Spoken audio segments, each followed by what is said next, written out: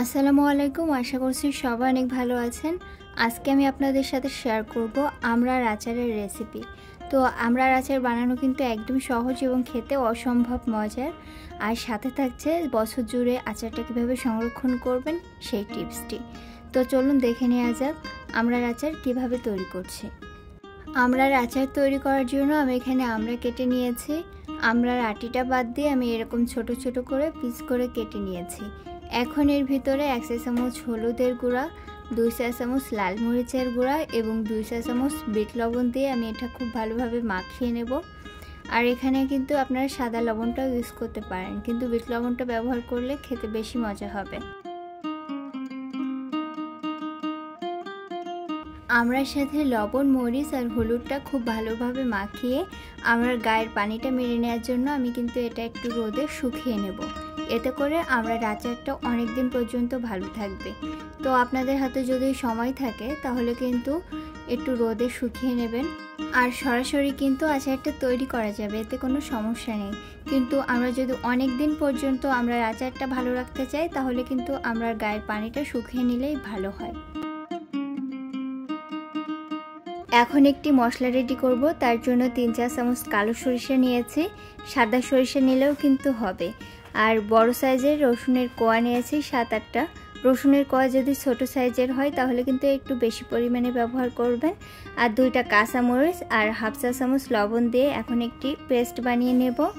এখানে 1.5 টেবিল চামচ পরিমাণ পাঁচফোড়ন এবং 2টা শুকনো মরিচ আমি একটু ভেজে নিচ্ছি। দেন এটা গুঁড়া করে নেব। আর সেখান থেকে আচারে আমার যতটুকু মশলা লাগবে ততটুকুই ব্যবহার করব। আমি রাঁধুনি পাঁচফোড়নটা ব্যবহার করেছি এবং গুঁড়া করার সময় কিন্তু একেবারে মিহি করে গুঁড়া করলে হবে না, আমি একটু আধা ভাঙা করে গুঁড়া করে নিয়েছি। আমড়াটা 4-5 ঘন্টা টানা রোদে দেওয়ার পরে আমড়ার গায়ে কিন্তু কোনো পানি নেই। তো এখন আমরা আচার বানাবো। আর এখানে একটি পাত্রে 1 কাপ পরিমাণ সরিষার তেল নিয়ে নিলাম।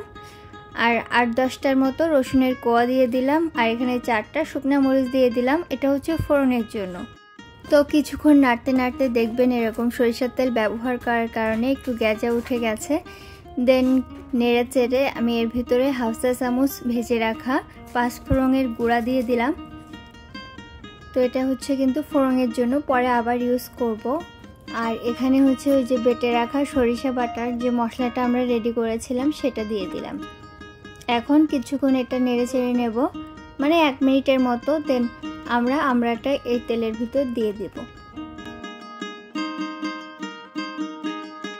আমড়াগুলো নেড়ে চেড়ে মশলার সাথে খুব ভালোভাবে মিশিয়ে নিচ্ছে এবং এভাবে কিন্তু মিডিয়াম আছে আমরা কিছুক্ষণ রান্না করব। আচারটা যেহেতু আমি টক ঝাল মিষ্টি করব, এজন্য আমি এখানে এ পর্যায়ে 1/3 কাপ পরিমাণ চিনি ব্যবহার করছি। আর আমড়ার উপর কিন্তু নির্ভর করে কতটুকু মিষ্টি লাগবে আর যার যার টেস্টের ওপরে। তো আমার আমড়াটা কিন্তু খুব বেশি টক ছিল না, এর জন্য আমার এখানে 1/3 কাপ পরিমাণ চিনি লেগেছে। অনেকের অনেক কম লাগতে পারে, আবার অনেকের বেশিও লাগতে পারে। তো যার যার টেস্টের উপর নির্ভর করে আপনারা চিনিটা দিয়ে নেবেন।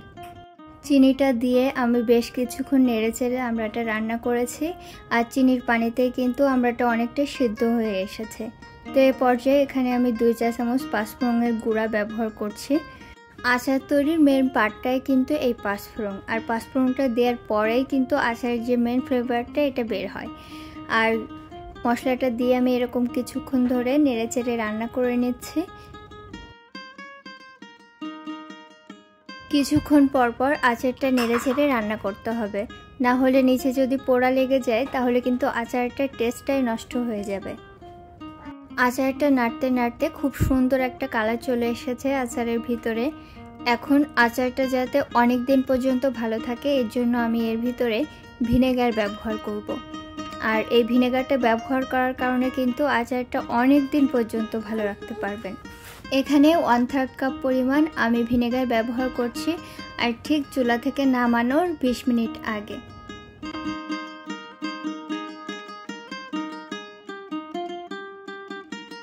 আচারে ভিনেগারটা ব্যবহার করার পরে চুলা আঁচটা কিন্তু খুব অল্পতে রেখেই রান্না করে নিতে হবে।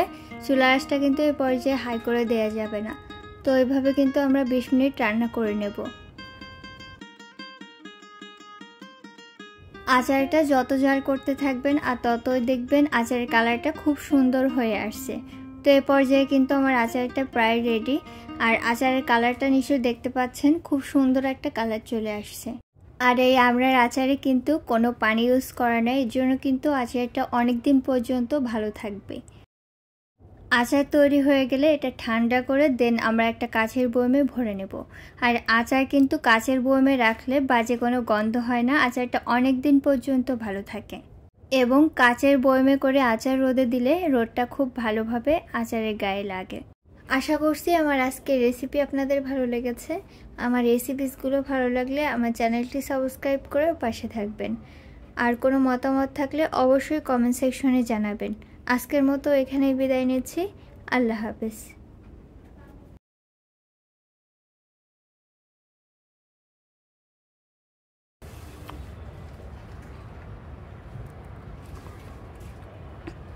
খুব টেস্টি আম্মু, খুব মজা।